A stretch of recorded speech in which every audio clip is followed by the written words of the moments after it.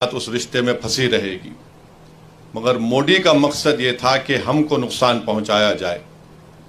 फिर उसके बाद आप देखते हैं कि अनलॉफुल एक्टिविटीज़ प्रिवेंशन एक्ट को, जिसको कांग्रेस ने बनाया था बरसों पहले, फिर उसमें तरमीम की गई, ज़्यादती की गई। 2010-11 में चिदम्बरम जब होम मिनिस्टर थे, उस वक्त मैं बहैसियत रुकने पार्लिमान उसकी पार्लियामेंट में मुखालिफत किया। फिर 2019 में जुलाई में नरेंद्र मोदी के हुकूमत में अमित शाह ने अनलॉफुल एक्टिविटीज़ प्रिवेंशन एक्ट में इतनी गंदगी पैदा कर दी कि आज आप देखते हैं कि हमने उसकी मुखालिफत की थी। मजलिस इत्तेहादुल मुस्लिमीन ने मुखालिफत की, मगर उस वक्त भी ये तमाम सेकुलर पार्टी जो हैं वो तायीद किए थे उस बिल की। और आज उस कानून के तहत जो अमेंडमेंट लाया गया था, तरमीम की गई थी, आज आप देखते हैं कि 4.5 साल 5 साल से बच्चे जेलों में सड़ रहे हैं, और ज़्यादातर उसमें मुसलमान, फिर आपके ईसाई, आदिवासी हैं।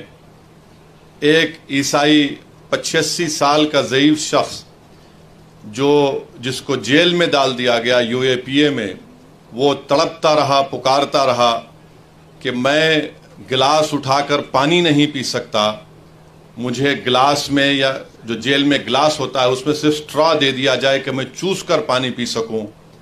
उसको कोर्ट से इजाज़त नहीं मिली, हुकूमत ने उसकी मुखालिफत की, वो 85 साल का स्टैन स्वामी जेल में ही मर गया। फिर आप देखते हैं कि मोदी ने CAA का क़ानून बनाया, और CAA के क़ानून में यह है कि अगर उसको NPR NRC से जोड़कर देखना ज़रूरी है, और जब NPR NRC होगा, जिसका मुझे ख़तरा है कि इस सितंबर में नरेंद्र मोदी की हुकूमत पूरे मुल्क में सेंसस का काम शुरू करेगी, और मोदी की कोशिश यही है कि सेंसस के साथ NPR और NRC का काम कराया जाए। अगर NPR NRC का काम होगा तो हम तमाम से कहा जाएगा कि आप कागज़ लाकर दिखाओ।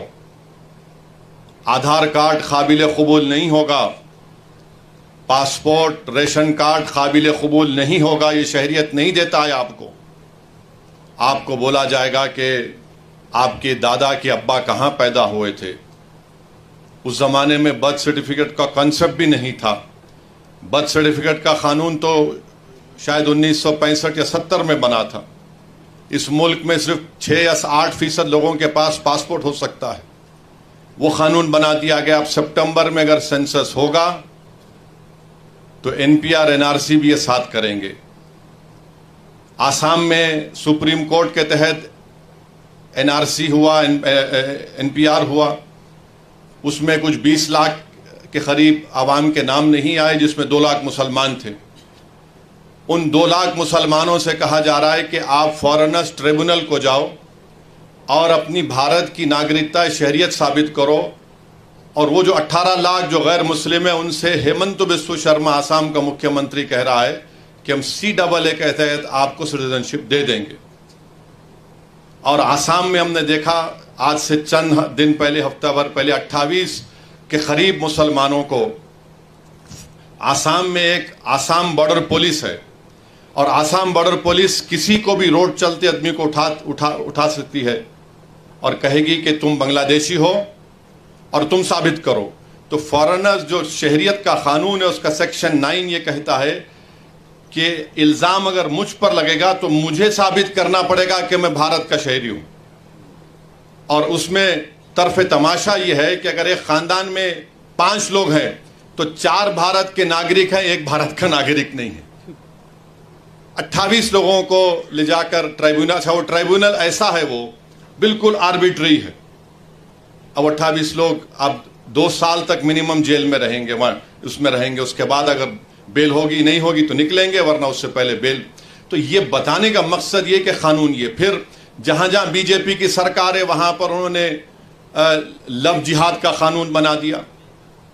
जहाँ जहाँ BJP की सरकार है वहाँ पर उन्होंने कह दिया कि हरियाणा में गौ रक्षकों को पैसे दिए जाते हैं, हरियाणा की बीजेपी की सरकार की तरफ से बंदूक के लाइसेंस उनको दिए जाते हैं। इस पस मंजर में आपको वक्फ एक्ट को देखना है।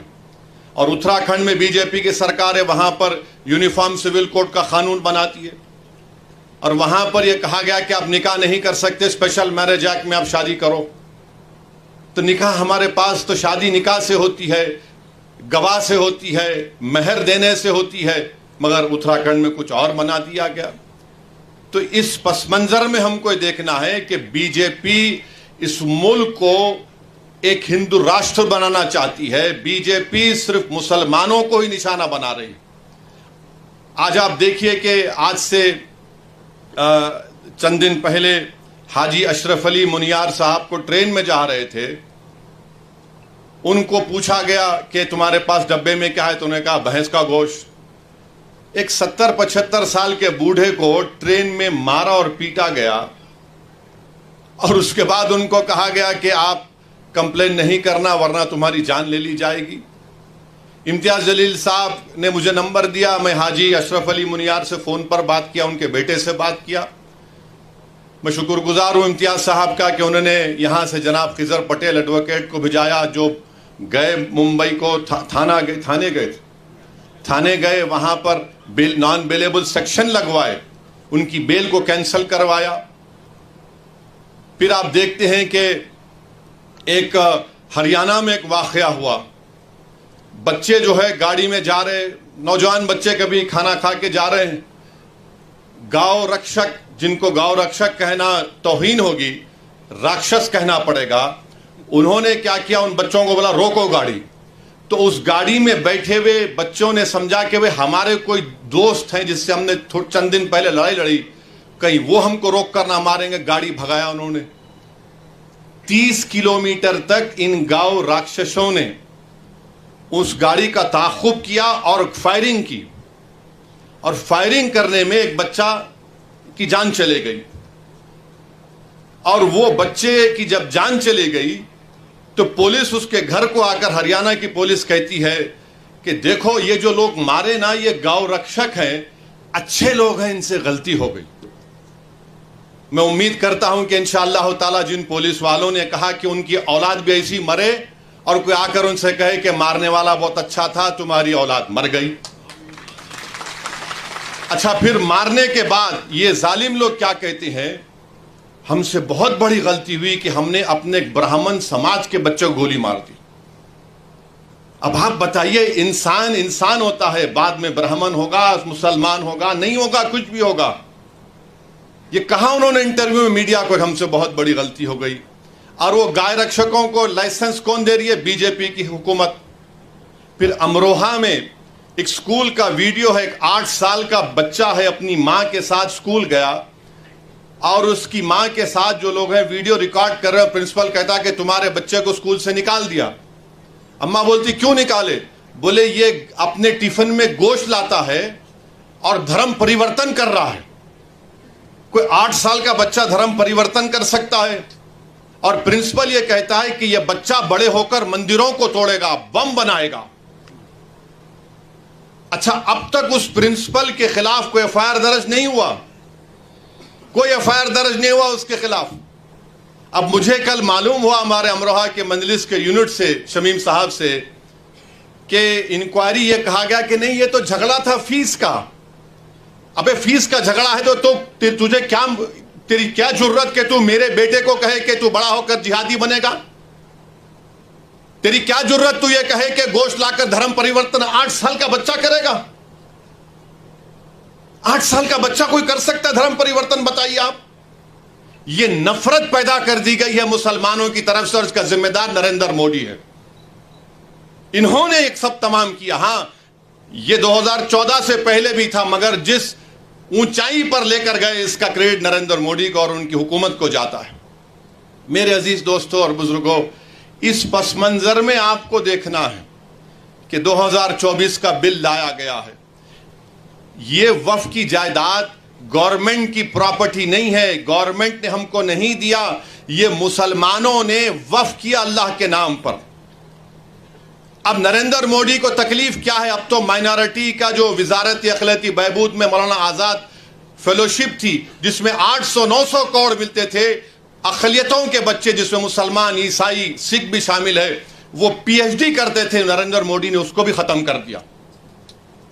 अब ये कह रहे हैं कि जो जायदाद हमारे बुजुर्गों ने, हमारे आबो अजदाद ने अल्लाह के नाम पे वक्फ की, हम आपसे छीन लेंगे, हम आपसे छीन लेंगे।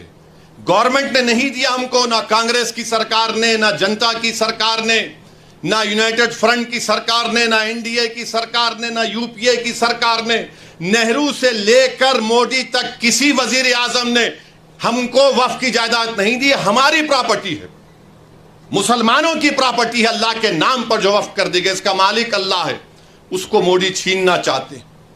और अफसोस मुझे इस बात का होता है कि यहां पर आप देखते हैं कि महाराष्ट्र में यहां पर शिंदे की हुकूमत है, जिसमें अजीत पवार भी हैं, बीजेपी भी है। जो शिंदे के एमपी पार्लियामेंट में खड़े होकर बोले ये कानून बनना चाहिए। अरे तुम जरा तारीख को पढ़ लेते महाराष्ट्र की।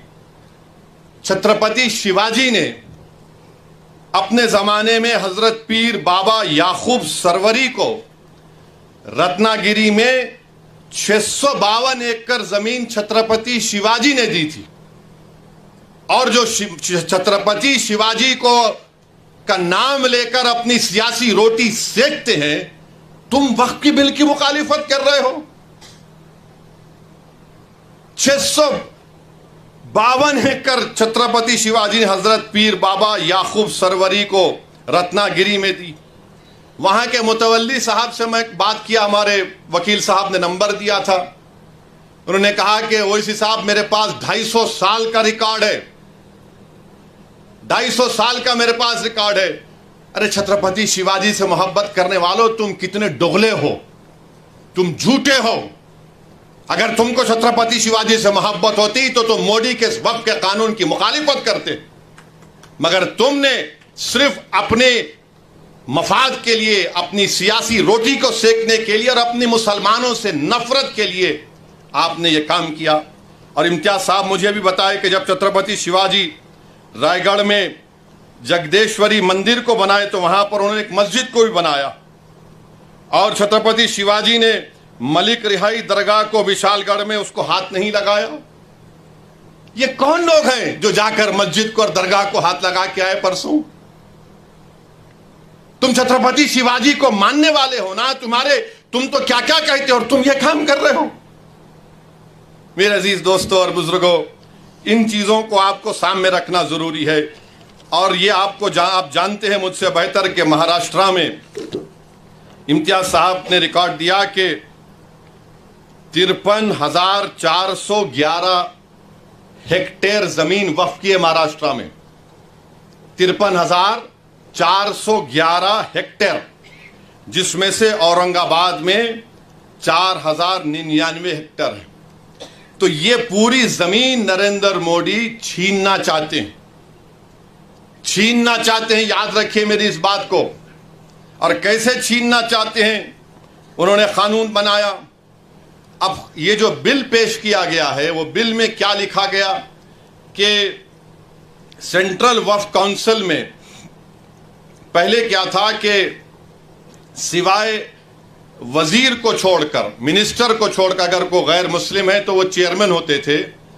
उसमें बनते थे 3 मुस्लिम ऑर्गेनाइजेशन से, 4 जो बड़े मशहूर है मुल्क के member, 3 member of parliament, 1 Waqf board का मेंबर, 2 रिटायर्ड जज सुप्रीम कोर्ट का, हाई कोर्ट का, 1 वकील जो पूरा मशहूर हो और 1 मुतवल्ली से, और 3 आलिम दीन होना चाहिए।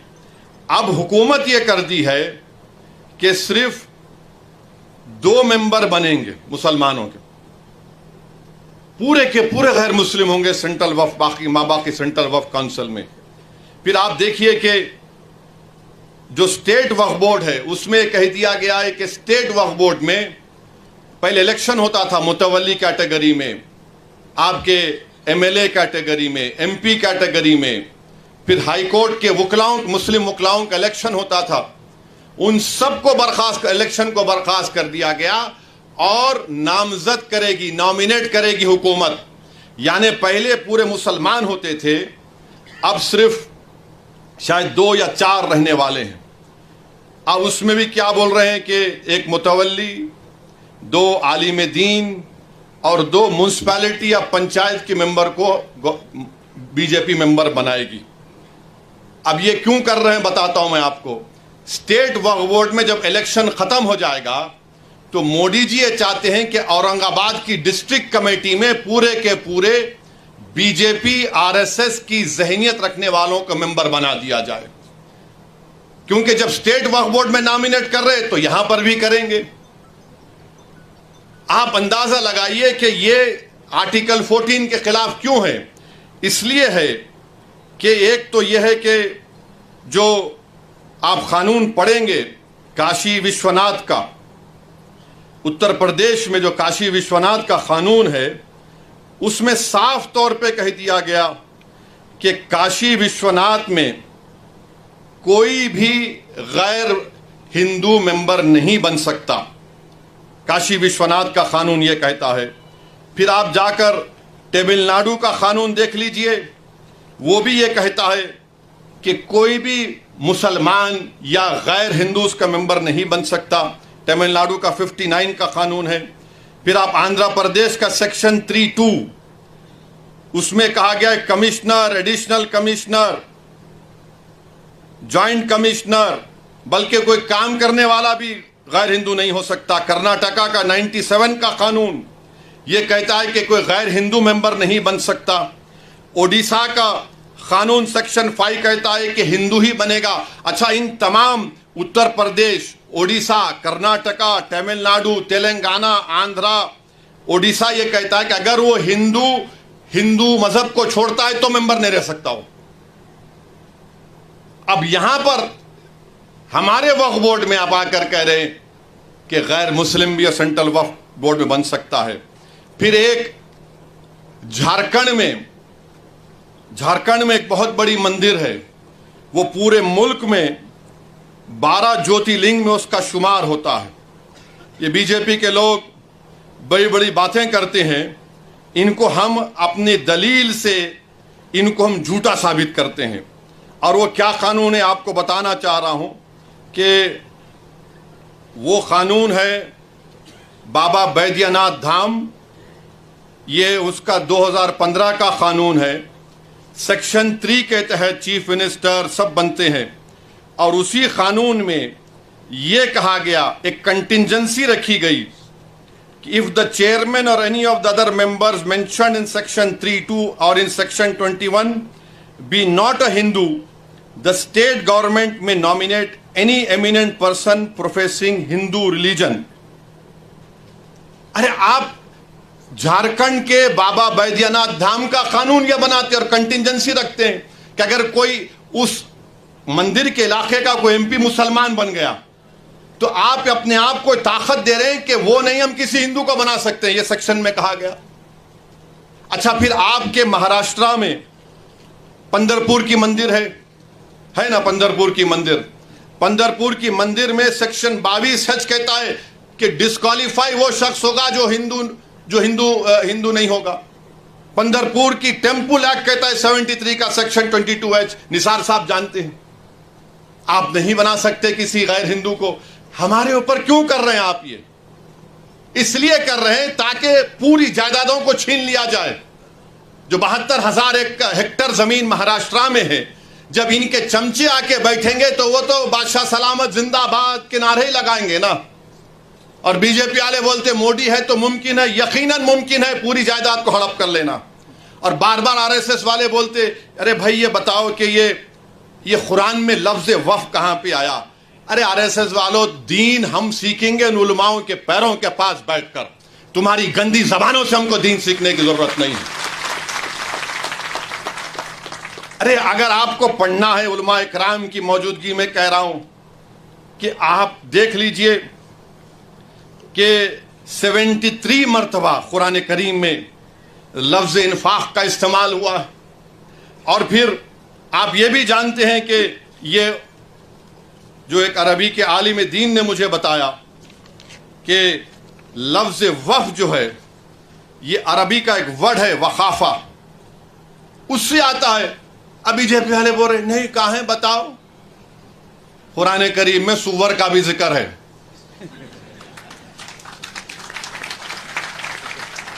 मेरे अजीज दोस्तों और बुजुर्गों, फिर अभी आपने सुना कि इसके बाद ये लोग क्या करना चाहते हैं, वक्फ ब यूज़र। सबसे पहले यहाँ पर हमारे बोरी समाज के भी जिम्मेदार आए, मैं इनको शुक्रगुजार हूँ। हमारे शिया लोग भी हैं, अहले सुन्नत के भी हैं, देवबंदी भी हैं, बरेलवी भी हैं, जमात इस्लामी के भी। अगर हमारे पास हम ओरली ज़बानी तौर पर बोल सकते हैं कि भाई ये मैं जायदाद को वक्फ कर रहा हूँ, हम ज़बानी तौर पर ये बोल सकते कि मैं अपनी ज़िंदगी में इस शख्स को अपना मुतवल्ली नायब मुतवल्ली बना रहा हूँ। और हमारे क़ानून में section 123 of transfer of property act में उसको कबूल किया जाता है, हिबा को। मोदी जी कह रहे हैं कि अब ओरल तरीके से अगर आप बोलेंगे मैं वफ़ कर रहा हूँ, काबिल कबूल नहीं है। आप कौन होते हमारी शरीयत में मदाखलत करने वाले?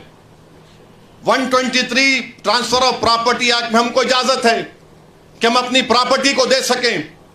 और फिर ये कहते हैं कि वक्फ औलाद आप नहीं कर सकते अगर आप किसी एक लड़कियों के हक को मार रहे हैं, जिसके घर में कोई औरत नहीं है, उसको कोई राइट नहीं देता कि दूसरों के ऊपर उंगली उठाए।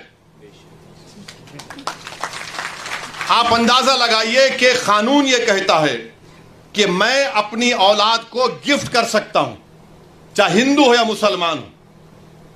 कानून ये भी कहता है कि एक हिंदू हमारा भाई अपने विल के जरिए, विल अगर उसको 2 औलाद है तो एक औलाद को पूरी दौलत दे सकता है। मुसलमान 1/3 से बढ़ के नहीं दे सकता है ना। अगर उसको 2 बच्चे हैं तो एक को 1/3 दे सकता, पूरी नहीं दे सकता।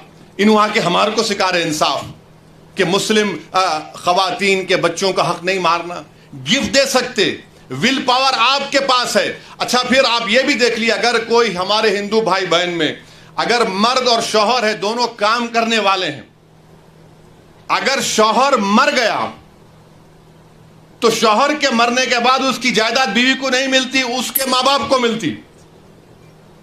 अगर वो उसकी बीवी मर गई तो बीवी की जायदाद उसके शौहर के मां बाप को मिलती। अब उस पर बात करो मोदी जी। आप हमसे कह रहे हैं हमारे पास अगर कोई ऐसा मरते हैं तो हमारे पास तरीका है किसको कितना मिलता है। ये कर रहे हैं। मतलब क्या है कि हमारे शरीयत को हमसे छीन लिया जाए। फिर उसके बाद उसमें यह भी बात कही दी गई कि वक्फ ब यूज़र, आंध्र प्रदेश में वक्फ ब यूज़र के बारे में आपको बताऊंगा कि उत्तर प्रदेश में 90% जायदादें, उत्तर प्रदेश में 90% जायदादें वक्फ ब यूज़र हैं। वक्फ 1 लाख, उत्तर प्रदेश में 1,22,599 वक्फ की जायदादें हैं, जिसमें से 1,12,000 तो खाली वक्फ ब यूज़र है। और वक्फ ब यूज़र का मतलब क्या है कि कोई किसी मस्जिद में उसका कब्जा है, 100 साल से है और वहां पर नमाज हो रही है, दरगाह है, खानका है, उर्स हो रहा है।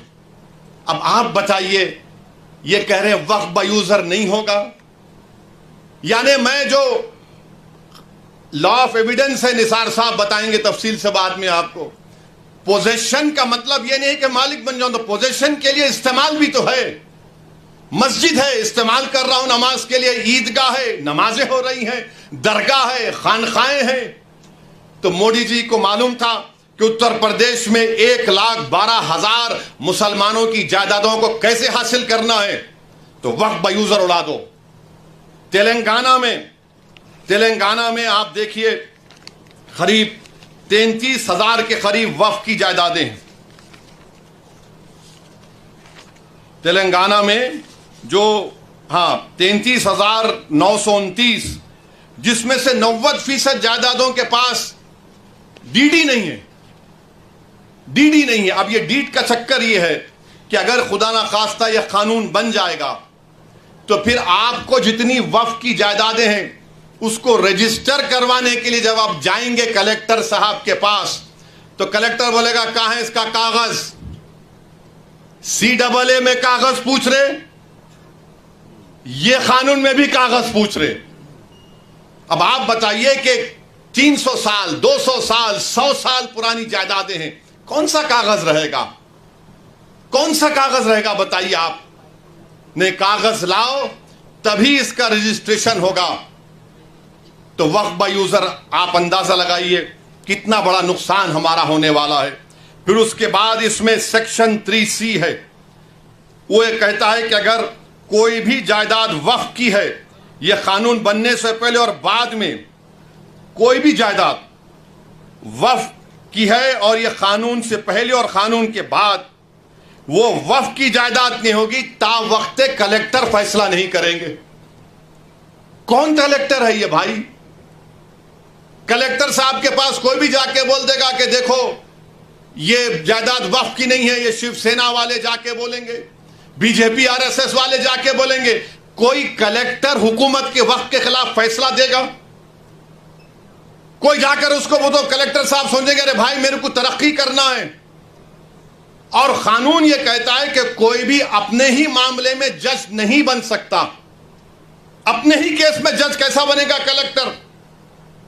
जिसको लैटिन में बोलते न्यूमो जुडोक्स इन कॉजा सुआए। अच्छा, फिर कलेक्टर जब इंक्वायरी, अगर आप जाके कलेक्टर को ही पावर दे दी आप कि कलेक्टर को जाकर कोई बोल देगा कि साहब ये इम्तियाज जलील का घर जो है ना वो वक्फ, या फिर कोई किसी का मस्जिद बोले ये वक्फ बोल नहीं है, तो कलेक्टर साहब क्या करेंगे? ठीक है, मैं इंक्वायरी ऑर्डर करता हूं। अच्छा, उसमें लव क्या इस्तेमाल हुआ कानून में कि कलेक्टर जिस तरह चाहे उसका इंक्वायरी का तरीक़ेकार अपनाएंगे। बाप की जागीर है कलेक्टर की कि जो चाहे तरीक़ेकार अपनाएंगे। और फिर दूसरा उसमें सुनिए, दूसरा उसमें बोलते कि कोई टाइम लिमिट नहीं, कलेक्टर साहब जब दिल में आया इंक्वायरी करेंगे, जब दिल में आया नहीं करेंगे। और तरफे तमाशा ये है कि जब तक कलेक्टर की इंक्वायरी मुकम्मल नहीं होती वो जायदाद वक्फ की नहीं रहेंगी। यानी मेरी मस्जिद है और मस्जिद को कलेक्टर बोलेगा मैं इंक्वायरी कर रहा हूं, तुम्हारे खिलाफ कंप्लेंट आई तो नमाज नहीं पढ़ना, तुम्हारी दरगाह है तुम फातिहा नहीं करना, तुम्हारा मदरसा है तुम नहीं तालीम दिलाना, मैं इंक्वायरी कर रहा हूं। अब इंक्वायरी सुबह क़यामत तक चलेगी, आप तो महरूम हो गए। यह कानून में लिखा गया है, याद रखिए। सेक्शन 3C आपको कह रहा हूं। अब ये सेक्शन 3 का मतलब क्या है कि दिल्ली में 316 जायदादों पर गवर्नमेंट का कब्जा, राजस्थान में 60, कर्नाटका में 40, मध्य प्रदेश में 50, यूपी में 60, उड़ीसा में 55। और सच्चर कमेटी में कहा गया कि दिल्ली के जो 123 जायदादें जो हुकूमत नहीं दी मुसलमानों को, 2007 में सच्चर कमेटी में कहा गया कि उसकी कीमत 7,000 करोड़ थी। 7,000 करोड़ कीमत थी उसकी। आज हम 2024 में आ गए। कौन वक्फ को छीन रहा है? नरेंद्र मोदी दुनिया का सबसे बड़ा झूठा है और जालिम है। आप कब्जा करके बैठे हैं, 84 से कब्जा करके बैठे हैं, बल्कि उससे पहले से। और 7,000 करोड़ की जायदाद, यानी कलेक्टर साहब जैसा कानून बनेगा कलेक्टर साहब बोल देंगे नो नथिंग डूइंग। ये 123 प्रॉपर्टीज जो 2007 में 7,000 करोड़ की थी, आज 2024 में शायद कम से कम 20,000 करोड़ की तो हो सकती है। मोदी जी बोलेंगे नहीं नहीं भाइयों बहनों, मैं तुम्हारा भाई हूं, 20,000 करोड़ दे दो तुम मेरे को। अरे आप अंदाजा लगाइए, सेक्शन 3C को निकाल कर ये कह रहे हैं। और फिर आप ये भी जानते हैं कि जब कलेक्टर बैठेगा, आर्कियोलॉजिकल सर्वे ऑफ इंडिया आसार कदीमा में दिल्ली में 172 प्रॉपर्टीज पर आसार कदीमा कब्जा करके बैठा है। जैसा यह कानून बनेगा उसमें कब्रस्तान भी है, उसमें मस्जिद भी है, ईदगाह भी है, जमीनात है। एएसआई बोलेगा हम मालिक तुम आउट। आपका यहां पर महाराष्ट्र में है, अहमदनगर में है, औरंगाबाद में आसार कदीमा के है। और आसार कदीमा के लोग बोलते, मोदी की तरफ से बोलते नहीं नहीं हम कैसा बचाएंगे। आसार कदीमा के कानून में शेड्यूल 6 है लिविंग मॉन्यूमेंट यानी जिंदा मॉन्यूमेंट है। बोलते नहीं नहीं आप लोग वहां पर वो मस्जिद में मदरसा खोल लिए। अरे दीवाने, तुम्हारा आसार कदीमा का जो कानून का सेक्शन 16(1) ये कहता है कि रिलीजियस कैरेक्टर को नहीं बदला जा सकता, रिलीजियस कैरेक्टर को नहीं बदला जा सकता। वो कानून ये भी कहता है कि अगर गवर्नमेंट एक्वायर भी कर ले उस प्रॉपर्टी को तब भी रिलीजियस कैरेक्टर नहीं बदला जा सकता। ये आसार कदीमा के लोग, ये हिंदुत्व के इशारे पर नाचने वाली कठपुतली है। ये लोग दौलताबाद किले की मस्जिद को क्या किए थे, बोलूं मुंह खोल के अभी मैं? आजादी मिलने के 1 साल के बाद क्या नाम रख दिया तुमने उस जगह का? 16 कह रहा है कि उसके रिलीजियस कैरेक्टर को नहीं बदल सकते। मकसद एक ही है। देखिए गवर्नमेंट का डेफिनेशन निसार साहब बढ़ा दिया गया, गवर्नमेंट का डेफिनेशन में बढ़ा दिया गया तो ऐसा ही गवर्नमेंट हो गई। और गवर्नमेंट हो गई तो आर्टिकल 12 में आप इंजस्टिस नहीं कर सकते, आप स्टेट हैं, आप आर्टिकल 25, 26 का वायलेशन नहीं कर सकते। मगर यह कानून ऐसे बनाया जा रहा है कि एक तरफ जमीन खींचो, मस्जिदों को छीन लो, दरगाहों को खाली कर दो, खानखाहों को बर्बाद कर दो, और आसार कदीमा में जितने मसाजिद हैं उसको छीन लिया जाए। और रिलीजियस कैरेक्टर मस्जिद है तो मस्जिद में मदरसा है। नहीं आप वहां वजू खाना बना लिए तो मैं कहां जाके वजू करके आऊंगा? मस्जिद है ना, नमाज हो रही है। तो इनका मकसद यही है कि एएसआई के कानून को, एएसआई के जरिए से ये तमाम जायदादें हमसे छीन ली जाए। एएसआई के कानून को सेक्शन 5, सेक्शन 6, सेक्शन 8 आप पढ़िए, आपको मालूम हो जाएगा। फिर वहीं पर आप देखिए, अगर आपको ये एक और उसमें बिल में लाए कि जैसा वक्फ कानून बन गया खुदा ना खास्ता, ये 6 महीने में सब रजिस्टर कराना। अच्छा औरंगाबाद में जितनी प्रॉपर्टी आपकी, आप बोले ठीक है भाई अब कानून बन गया, हम जाके इसको पोर्टल पे चढ़ाएंगे। कोई आरएसएस का आदमी जाकर कलेक्टर को बोलेगा नहीं ये मौलाना का मदरसा वक्फ का नहीं है, कलेक्टर साहब बोल दिए रोक दो, नहीं करना इंक्वायरी। अब इंक्वायरी चले, अब तक गया वो सेक्शन 4 में, सेक्शन 3 भी उसका कहता है। फिर कलेक्टर की रिपोर्ट, कलेक्टर साहब लिख के बोल सकते मेरे को तुम्हारा चेहरा पसंद नहीं आया, तुम ये मस्जिद पे खड़े थे, मैं इंक्वायरी ऑर्डर कर रहा हूं। ये सेक्शन 36(7) कह रहा हूं। रजिस्ट्रेशन 36(f) में जो रजिस्ट्रेशन का कानून लगाया गया, अब स्टैंप एंड ड्यूटी भी लगाना पड़ेगा आपको, यानी आप वक्फ कर ही नहीं सकते। फिर सीओ है, चीफ एग्जीक्यूटिव ऑफिसर, हमेशा मुसलमान होता है, तो आप उसको कह रहे हैं कि, और सेक्शन 40 में सीओ को इख्तियार, अगर आप वो देखें कि किसी कब्रस्तान पर वहां पर जायदाद बना रहा है तो सीओ जाकर रोक सकता है, उसको बोलता है वक्फ है। कोई जाकर मस्जिद को तोड़ रहा है तो सेक्शन 40 में सीओ रोक सकता है। मोदी ने कहा कि नहीं नहीं, ये सेक्शन 40 भी मैं निकाल देता हूं, सीओ कुछ नहीं करेगा। ये इस कानून में बात कही गई। अब फिर वक्फ की जायदाद को बचा रहे हैं बीजेपी वाले, बोलते नंबर ही झूठे हैं। मौजूदा कानून ये कहता है सेक्शन 52 में, अगर कोई वक्फ की जायदाद को चोरी करता है, जायदाद को बेचता है, तो 2 साल कैद बामुशक्कत सजा है, 2 years rigorous imprisonment. Modi ji फजीलतुल Sheikh हैं, हजरत मौलाना है, हजरत इबलीस की तालीम याफ्ता मदरसे के तालिब इल्म में गोल्ड मेडल मिला उनको। उन्होंने कह दिया कि 2 साल रिगरस इंप्रिजनमेंट नहीं, 1 year सिंपल इंप्रिजनमेंट। 2 साल कैद बामुशक्कत की जगह 1 साल। पहले नॉन बेलेबल था, मोदी जी बोले जेलों को खाली कर दूंगा, वक्फ को लूटो। अब बेलेबल कर दिए।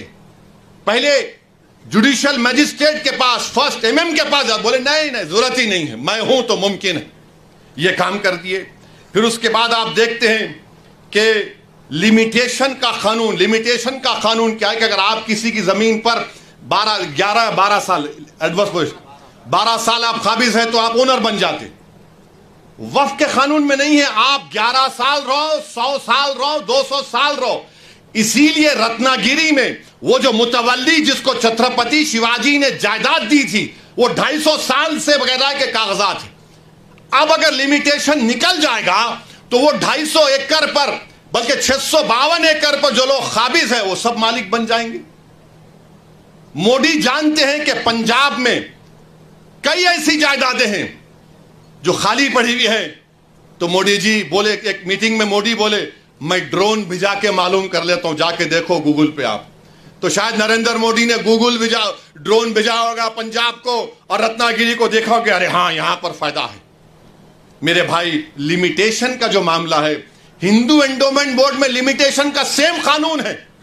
अगर कोई हिंदू मंदिर की जायदाद पर 50 साल से भी काबिज है तो काबिज है, वो मालिक नहीं बनता। मोदी कह रहे हैं तू काबिज है, मैं तुझे मालिक बनाऊंगा। यह इस कानून में लाया गया है। और फिर उसके बाद आप देखते हैं कि ऐसी ट्राइब्यूनल का मामला है। ट्राइब्यूनल जो है, वक्फ का एक ट्राइब्यूनल होता है।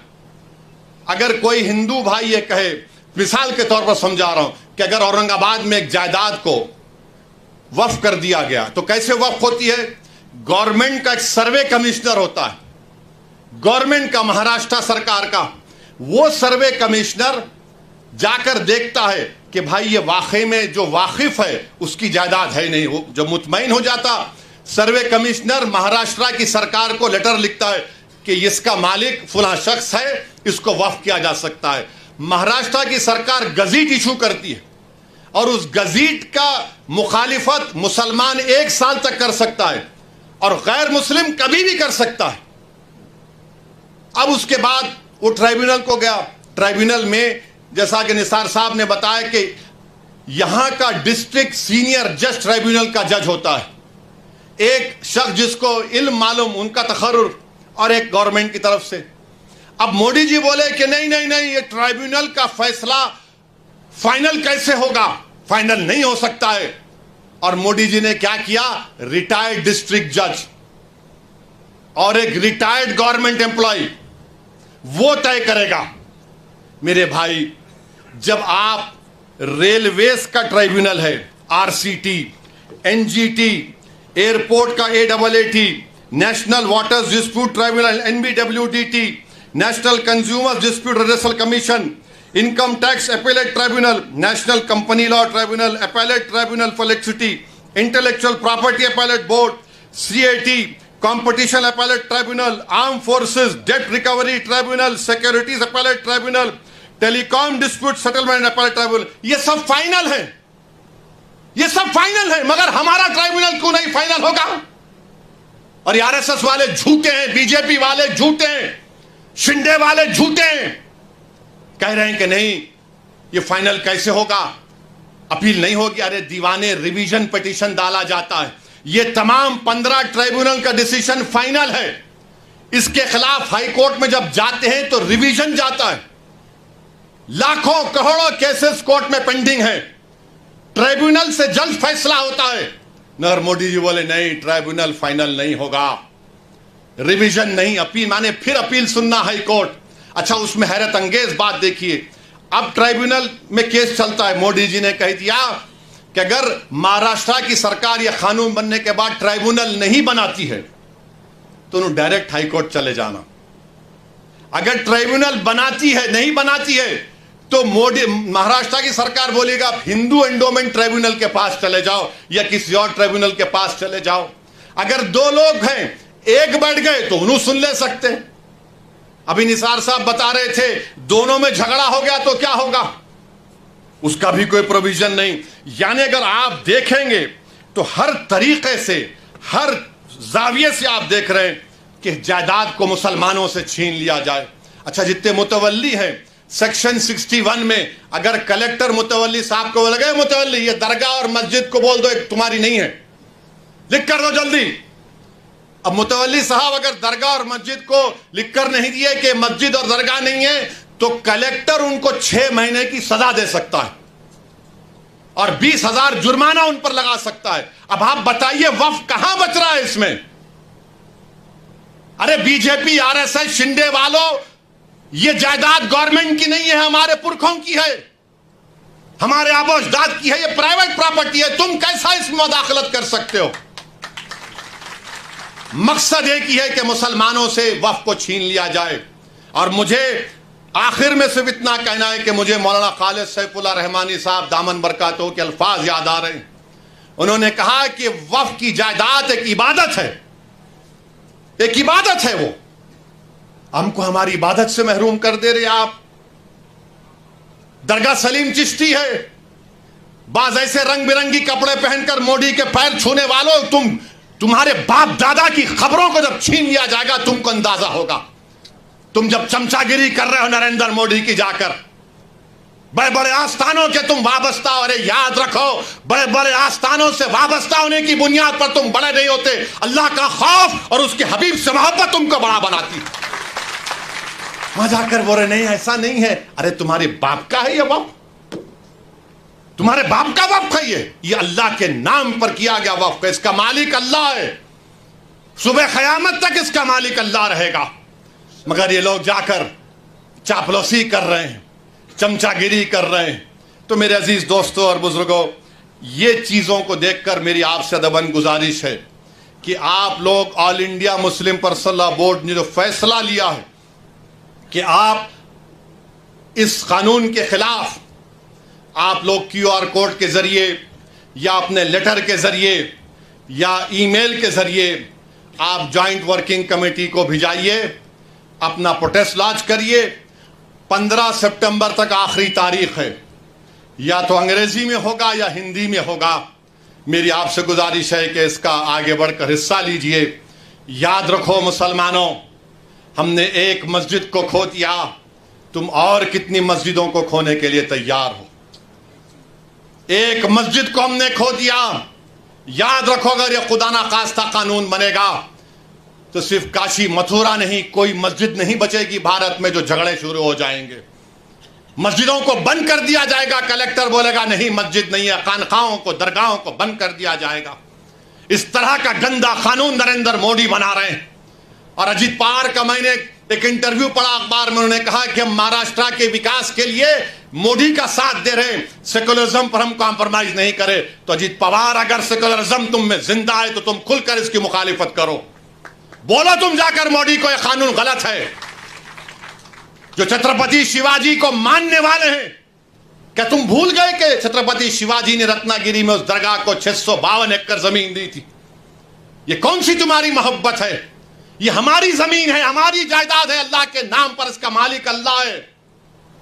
तुम हमसे छीनना चाह रहे हो। तुम्हारा दिल नहीं भरा 6 दिसंबर से, तुम्हारा दिल नहीं भरा दिल्ली की सड़कों पर हमारे खून की होली खेलने से, तुम्हारा दिल नहीं भरा हमारे बच्चों का एनकाउंटर करने से, तुम्हारा दिल नहीं भरा बुलडोजरों से हमारे घरों को तोड़ने से, तुम्हारा दिल नहीं भरा हमारे बच्चों के सरों से हिजाब खींचने से, तुम्हारा दिल नहीं भरा हमको इस मुल्क की शरीयत खत्म करने का कानून बनाया। अब तुम हमको, हमारे वजूद को मिटाना चाहते हो। खुदा की कसम अपने वजूद को मिटने नहीं देंगे इंशाअल्लाह ताला। हम अपने वजूद को मिटने नहीं देंगे इंशाअल्लाह ताला। तो मेरे अजीज दोस्तों और बुजुर्गों, मेरे अजीज दोस्तों और बुजुर्गों, मेरी आपसे अदबन गुजारिश है कि महाराष्ट्र के असेंबली इंतखाबात आने वाले हैं। मैं आपसे अपील कर रहा हूं, जो लोग वक्फ की जायदादों को बर्बाद करने आ रहे हैं, आप और हम मिलकर उनको इंशाअल्लाह बर्बाद कर देंगे सियासी तौर पर। मेरी आपसे अपील है कि मैं यकीनन कह रहा हूं कि इस महाराष्ट्र की विधानसभा में आपको, इम्तियाज जलील को और मंजलिस के नुमाइंदों को भिजाना जरूरी है। तुम्हारी आवाज हो, अगर तुम्हारी आवाज नहीं होगी तो कौन आवाज उठाएगा? तुम नहीं देखते पार्लियामेंट में क्या हो रहा है? तुम नहीं देख रहे पार्लियामेंट में कौन पुकार रहा है दीवानों की तरह? क्या तुमको नजर नहीं आ रहा कि किसके कलेजे में, सीने में, किसकी आंख में आंसू है जो तड़प तड़प कर देख रहा है कि मेरे बर्बादी का कानून मेरे आंखों के सामने बनाया जा रहा है? कौन होगा तुम्हारी आवाज को? छोड़ो इन चीजों को। कभी अपनों को भी तो अपनाओ, कभी अपनों को तो समझो। जो तुम्हारे लिए दिनों रात मेहनत कर रहे हैं उनकी आवाज बनाकर भिजाओ। यकीनन हराना है इंशाअल्लाह ताला, इन लोगों को हराएंगे इंशाअल्लाह ताला। मगर हराने का मतलब यही नहीं है कि तुम अपनी आवाज का गला घोट दो। तुम अपनी आवाज का गला घोट कर कैसे दूसरों के सर पर ताज रख सकते हो, मुझे बताओ? यह तो नहीं हो सकता मेरे भाई। तो मेरी आपसे गुजारिश है कि इस बात पर भी आप गौर करिए। हम लड़ रहे हैं और लड़ते रहेंगे इंशाअल्लाह ताला। और अगर मोदी ये कानून बनाते हैं तो जैसा कि पर्सनल लॉ बोर्ड ने फैसला लिया कि अगर एहतजाज होगा मोदी जी तो आप हमारे वजूद को मिटाना चाह रहे हैं, बेहतर यह है कि मैं रोड पर आकर अपने आप को खत्म कर लूं, मगर अपने घर में बैठकर अपनी जायदादों को छीनना नहीं देख सकता जो अल्लाह उसका मालिक है। मैं घर में बैठकर नहीं दे सकता कि जिसका मालिक अल्लाह है उसको जायदाद को छीन लिया जाए। यह हुकूमत की जिम्मेदारी होगी। आपको अगर कानून बनाना है तो रोजगार दो, कानून बनाना है तो महिलाओं को बचाओ। अरे कैसा हमारा मुल्क हो चुका है कि उज्जैन में बीच सड़क पर फुटपाथ पर एक जालिम शैतान एक खातून की अस्मत रेजी कर रहा है। ये कैसा हमारा देश हो गया है? ये गांधी का मुल्क, ये आजाद का मुल्क, अम्बेडकर का मुल्क, कि वो उसका वीडियो निकाल रहा है अस्मत रेजी का। ये कैसा हमारा वतन हो गया है जब हमने अंग्रेजों से खंदा मिलाकर जलियांवाला बाग में अपनी जानों को दे दिया। हमने काला पानी की सजाएं हमारे हिंदू भाइयों के साथ काटी। आज एक अशरफ मुनियार को ट्रेन के डब्बे में पीटा जाता है तो कोई उफ नहीं बोलने तैयार। बचाना तो छोड़ो, कोई उफ बोलने के लिए तैयार नहीं है। याद रखो, जब आप अपनी लड़ाई नहीं लड़ेंगे कोई तुम्हारी लड़ाई नहीं लड़ेगा। तुम्हारी लड़ाई तुमको लड़ना पड़ेगा। तुम 70 साल से सोच सोच कर धोखा खा चुके हो कि कोई और हमारी लड़ाई लड़ेगा। नहीं मेरे भाई, तारीख में अगर नाम लिखा जाना है तो यह वक्त है अपनी लड़ाई लड़ने का। यही वक्त है अपने वोट से अपने नुमाइंदों को औरंगाबाद से भिजाने का। तो मेरी आप तमाम से गुजारिश है कि आप पर्सनल लॉ बोर्ड ने जो आपके सामने बात कही है, आप ज्वाइंट वर्किंग कमेटी को अपने एतराजात, अपना प्रोटेस्ट ईमेल और पोस्ट के जरिए भिजाइए। 15 सितंबर आखिरी तारीख है और अल्लाह से कसरत से दुआ करिए कि परवरदिगार तो हमको जिंदा रख कर ये नज़ारे मत दिखा कि हमारी जमीनें जिसका तू मालिक हमसे छीन ली जाए। अल्लाह से हम गिड़गिड़ा कर सरबसूद होए, से गिड़गिड़ा कर भीख मांगे। इत्तेहाद पैदा करिए। ये कानून ना देवबंदियों के मफाद में है, ना बरेलवियों के मफाद में है, ना अहले हदीस के मफाद में है, ना बोरी समाज के मफाद में है, ना अथना शरी शिया के मफाद में है, ना आगा खानी शियाओं के हक में है, किसी के हक में नहीं है। ये सिर्फ और सिर्फ मोदी जायदादों को छीनने के लिए कानून बना रहे हैं। अल्लाह इन जायदादों की हिफाजत करे। अल्लाह हमको इतनी इत्तेहाद पैदा करे कि मुत्तहदा तौर पर इस कानून को रोकें और अल्लाह सुब्हाना व तआला इन ऐसे हुकूमतों को, ऐसे पार्टियों को अल्लाह सियासी तौर पर इंतखाबात में इनको शिकस्त दे, बदतरीन शिकस्त दे। वाखिर दावान अल्हम्दुलिल्लाह रब्बिल आलमीन। जज़ाकल्लाह खैरन कसीरा भाई, आप तशरीफ रखें। किसी के जहन में अगर कोई सवाल इस कवानीन से लेकर है, कवानीन के मुतालिक अगर कुछ सवालात है तो इंशाअल्लाह सदर मोहतरम उसके जवाब देंगे। भाई तमाम अहबाब अपनी अपनी जगहों पर बैठ जाए। अभी क्वेश्चन एंड आंसर सेशन होगा। अगर किसी को इस कानून के मुतालिक कुछ चीजें समझनी है तो इंशाअल्लाह सदर मोहतरम उसका जवाब देंगे। आप लोग बैठ जाए।